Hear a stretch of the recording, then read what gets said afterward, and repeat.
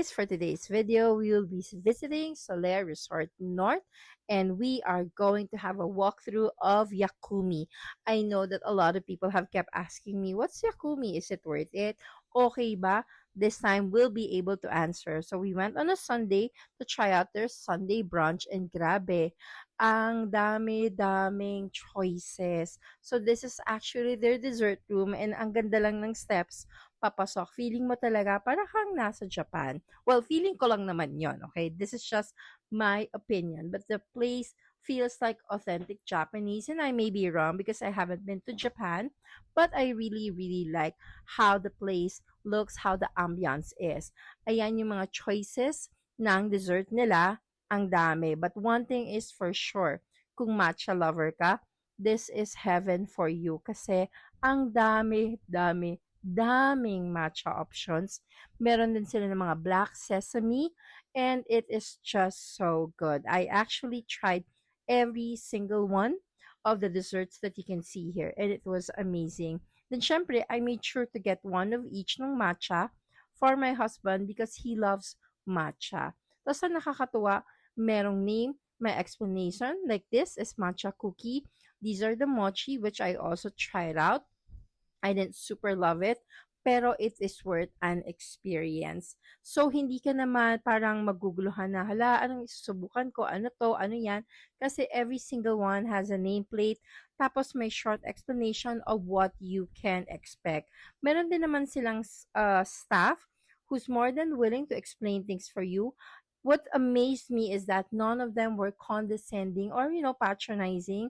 They were just really nice people and they were just doing their job, explaining things. Wala kang judgment na mararamdaman kung hindi ka maalam about these Japanese desserts. They will just explain to you what each and every single one is, which I super appreciated.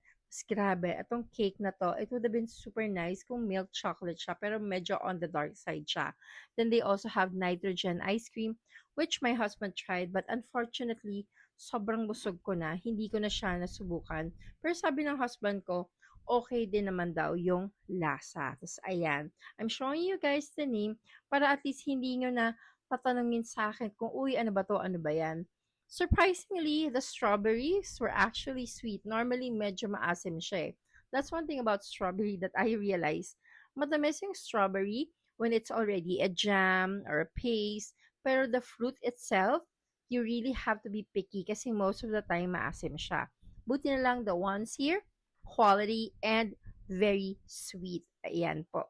And then these parang leche flan looking, they're actually not leche flan, but they are equally tasty.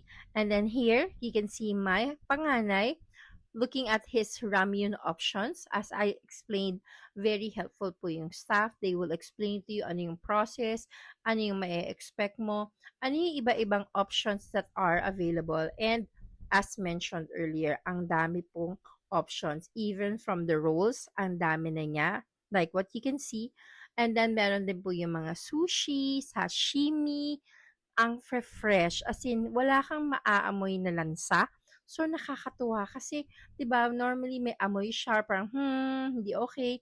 But these ones from Yakumi, grabe. Sobrang fresh talaga niya. Parang feeling mo, kakakuha lang nila from the dagat, kani-kanina lang. And then, ito na po. Ito na ang star of the meal. Ang mga tempura.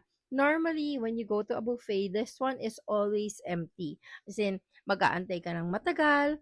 Pero with Yakumi, they have a dedicated staff who make sure na hindi mangyayari yon. They also have a tepan place where you can choose. Tapos, ang sobrang na-amaze ako, magkaiba yung seafood at magkaiba yung meat. Parang naman hindi magkahalo yung lasa niya, ba diba?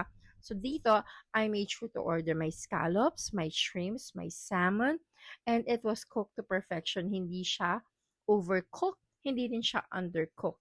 Meron din silang lamb chops and US rib eye na tinatawag. Siyempre, I got some for my meat-loving husband and naubos naman niya. I didn't get a lot for him kasi may gout siya, but I got just enough na matitikman niya at ma-enjoy niya lahat ng food options na meron yung Yakumi na hindi naman siya magiging in pain right after. Ayan. Tapos makikita mo, it can be cooked right in front of you. You can watch them. Or you can just order and tell them your table number and they will make sure makakarating sa'yo on time. You don't even need to follow up. So, yun pa yung napansin ko. Parang never kami nag-follow up sa kanila. O, di ba? Ang sarap-sarap. Yung scallops, ang galing-galing. Sin ang lambot-lambot at ang lasa. And here are the prices pala for the Sunday brunch. It may look a lot, but trust me, it is so worth it. Kung gumastos ka ng ganyan, you can expect premium and it's really, really just so good. So if you are looking for a Sunday brunch for your family celebration or you just want to treat yourselves, please do try Yakumi at Soleil Resort North. You will not regret it. I promise.